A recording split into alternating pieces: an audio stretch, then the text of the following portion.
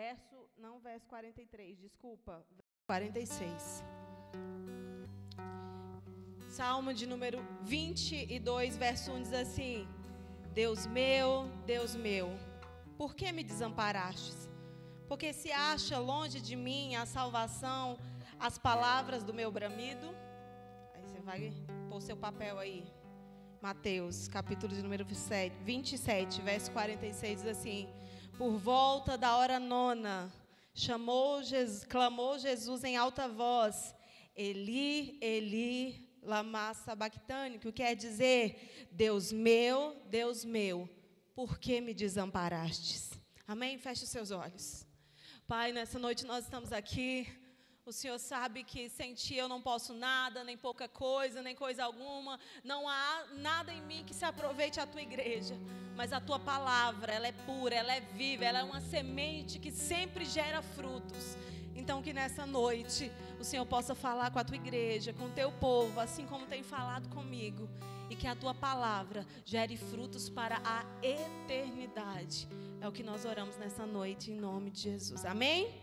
Pode tomar seu assento que eu quero contar uma historinha para você antes de entrar de fato na palavra de Deus e naquilo que Deus colocou no meu coração no dia de hoje. Quem me conhece sabe que eu sou um furacão. Eu não sei ser meio termo. Eu não sei amar mais ou menos, eu não sei sentir as coisas mais ou menos. Eu sou muito intensa em tudo que eu sinto. E isso se reflete no meu cristianismo. Eu não sei ser pela metade. Então, quando eu estou bem, eu estou muito bem. Quando eu estou triste, eu estou muito triste. E no meio dessa caminhada com Cristo, eu nunca tinha tido uma DR com Deus. E aí aconteceu, porque é assim que nós somos seres humanos. E durante os últimos meses, eu tenho falado com Deus, expressado a Deus os meus sentimentos a respeito de tantas coisas que têm acontecido, e perguntado e questionado, e como alguém muito intensa, fazendo isso com muita intensidade. Gente, tem alguma coisa errada aqui, que eu estou ouvindo 3 vozes, viu? Só para vocês saberem aqui. É normal?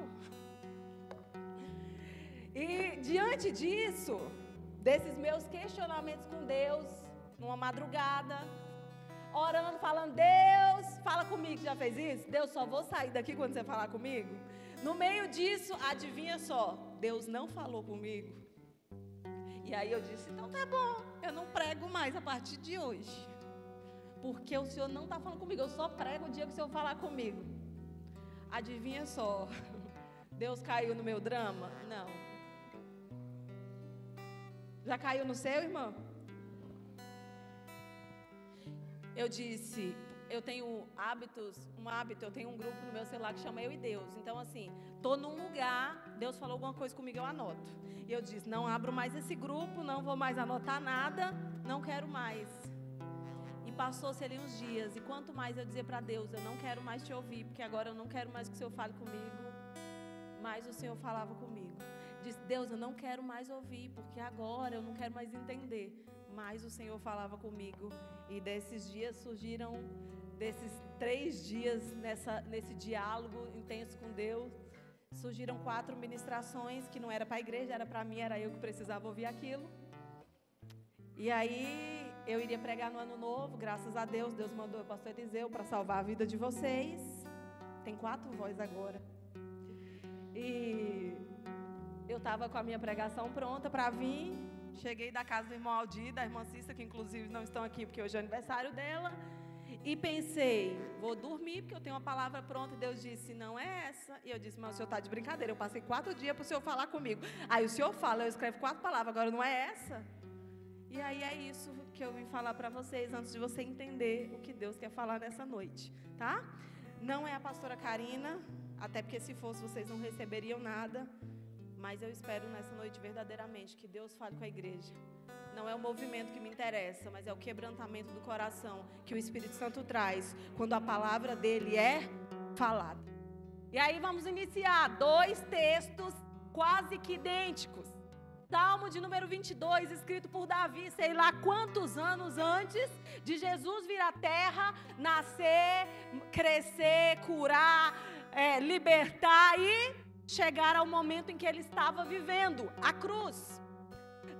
um tempo muito grande, que eu não vou saber te dizer quanto tempo, separam os dois textos que são praticamente a mesma coisa. Alguns teólogos dizem que Jesus estava citando o Salmo de número 22, já que Jesus teve acesso ao Antigo Testamento enquanto estava sobre essa terra. Mas o fato é, dois homens totalmente diferentes, um pecador, um adúltero, um assassino,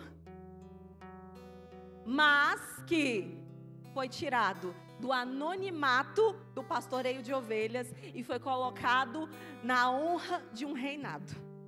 Do outro lado, ele que deixou, primeiro, santo, Deus, eterno, bondoso, misericordioso, que deixou toda a sua glória e se ofereceu para ser sacrifício por nós, que antes estava vivendo a eternidade, o louvor, e aí veio para essa terra viver a miséria de ser um ser humano no anonimato, porque durante 30 anos Jesus não era o homem conhecido que nós lemos nos evangelhos. Ele era o filho da Maria, o filho do José, os irmãos, o que fazia os móveis, estava sendo forjado para então ser crucificado. Alguém é honrado, o outro é humilhado. Mas os dois usaram a mesma frase, o mesmo texto, a respeito de quem? De Deus. Porque em um tempo na vida deles, eles se sentiram abandonados por Deus.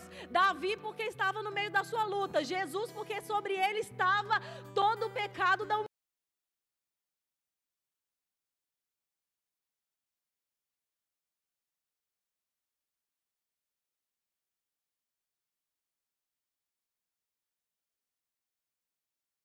Já orou e parece que Deus não está nem para você? Uma história dentro da história.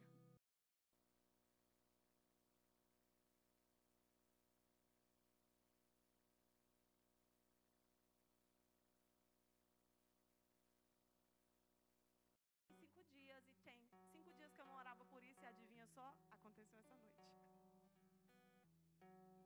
Mas durante 45 dias é pouco tempo. Tem gente que ora 10 anos, tem gente que fica, sei lá quanto tempo orando por uma mesma coisa. E a sensação de abandono acontece. Porque a gente aprendeu na igreja, desde que nós entramos, que quando Deus te honra, Ele está com você. Quando você tem uma resposta, Deus não te abandonou. Quando você está vencendo, Deus está te aprovando.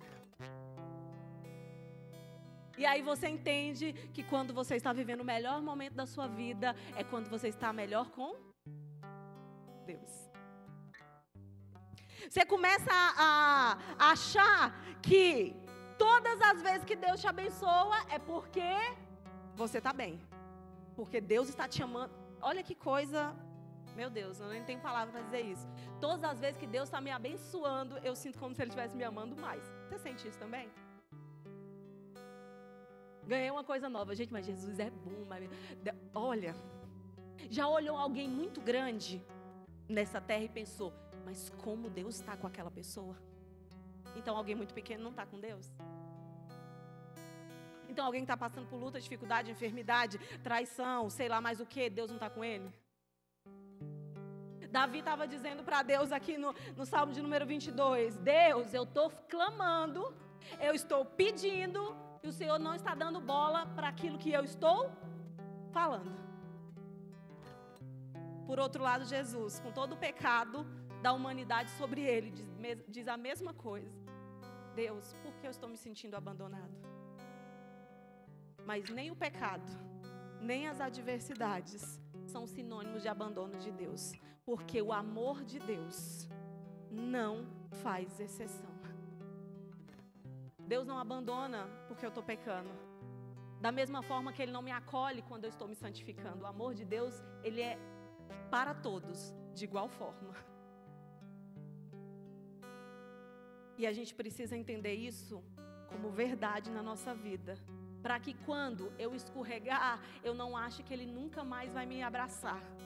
Mas para que quando eu esteja muito bem, eu não acho que não precise dele, porque eu preciso de Deus hoje, tanto quanto no primeiro dia que eu o conheci.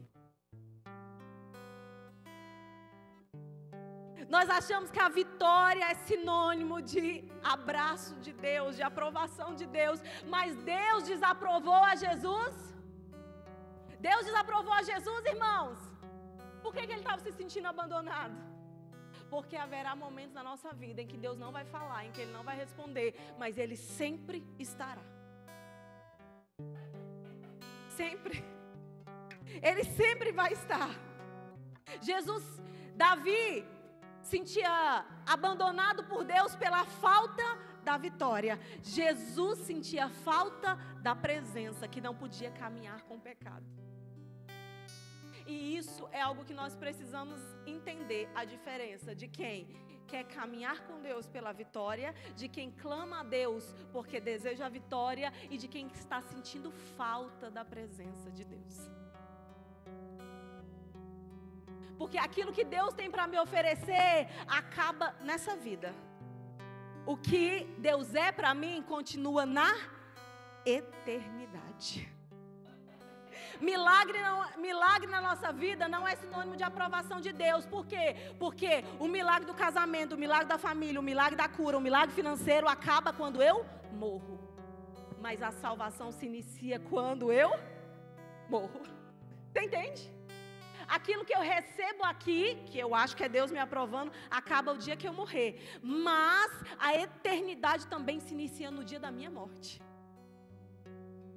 É por isso que nós precisamos aprender a diferenciar Deus como milagre e Deus como presença. Irmão, um milagre é maravilhoso. Quem não quer receber um milagre? Quem não quer receber uma cura? Quem é que não quer receber uma bênção? Só que o milagre não faz de mim um salvo. Por que quando eu estou recebendo um milagre eu estou achando que eu estou salvo? Não estou. Porque não é o milagre que gera a salvação. É o evangelho. Não é quem vive milagre que alcança salvação. É quem vive Cristo. Quem vive milagre vive bênção. São duas coisas totalmente diferentes. Tem um texto que eu amo muito. Jeremias está angustiado porque o povo que está perseguindo ele está prosperando. E ele começa a dizer: o senhor está vendo o que está acontecendo? E aí Deus diz para ele: não tem inveja deles. Assim como o Salmo diz: não tem inveja do ímpio. Não tem inveja da prosperidade do ímpio.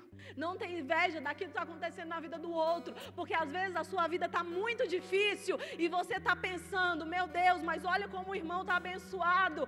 Só que você tem o que ele não tem, que não é visível aos olhos, que é salvação. Nem todo mundo que é usado por Deus vai conhecer a Deus. Assim como nem todo mundo que recebe algo de Deus um dia vai conhecê-lo face a face. E a igreja precisa desvincular as bênçãos de Deus, a salvação e a eternidade. Bênção de Deus está aí e qualquer um que a busque vai encontrá-lo. Mas salvação é só quem torna Jesus Senhor e Salvador da sua vida. Porque a Bíblia diz que para eu alcançar a salvação, para eu alcançar o céu, eu preciso reconhecer Jesus como único e suficiente Salvador da humanidade, da minha vida. Lembra, vamos voltar para Davi. Olha que lindo. E toda vez que vem um crente contar um testemunho aqui na frente, você pode reparar que esse é o testemunho. Estava lá de trás das malhadas, rejeitado pelos irmãos. Ninguém dava nada por ele. Meu Deus, esmilinguido, feio. Não sabia fazer nada. Aí de repente Deus manda alguém para honrar. Samuel vai na casa e diz: eu só como quando Davi chegar. Olha que lindo um testemunho desse. Aí mais, um menino desse tamanho vê um gigante. Meu Deus, que isso aí é um testemunho que arrebanha multidões. Quem é que não quer ouvir? É por isso que os coaches estão aí tudo ganhando dinheiro.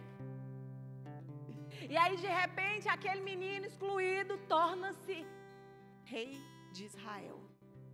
Irmã, tu já pensou contar um testemunho desse na tua vida?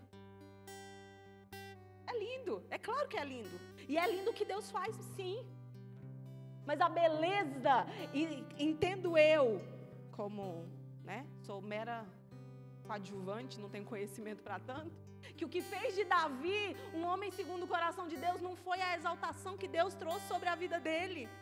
Foi: Pai, Senhor, não aparta de mim o teu espírito. Eu eu estou errada, eu estou pecando, está tudo ruim, eu sei que eu não devia ter feito, mas eu ainda preciso do teu Espírito. Aliás, eu preciso ainda mais do teu Espírito. Se você for olhar para a história dos grandes homens da Bíblia, você vai ver que todos eles Deus tirou e de alguma forma honrou. E isso é maravilhoso. Mas se você olhar para a história de Jesus, ele larga a eternidade para ser humilhado. É muito discrepante isso. Um Deus que exalta um homem vira rei, e o seu filho é humilhado por toda a humanidade daquela época. Porque sobre Jesus havia um propósito. O milagre é tão diferente de salvação que Jesus veio. Ele curou a todos, irmãos? Jesus curou a todos? Não. E nos dias de hoje, todos alcançam cura? Não. Porque a morte na cruz do Calvário, ela tinha um propósito de trazer ao homem salvação. O milagre, a cura, a restauração é bondade de Deus manifestada sobre nós.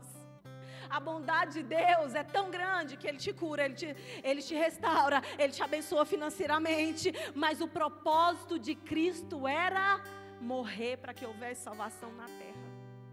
Para que houvesse sobre os homens aquilo que nós temos a oportunidade hoje, de entrar no Santos dos Santos, de conhecer a Deus face a face, de ter o direito da segunda vida. Era esse o propósito de Jesus. É por isso que ele não tinha, ao contrário de Davi, o desejo de alcançar a vitória. Jesus não queria descer da cruz. Jesus não queria que parasse o sofrimento dele.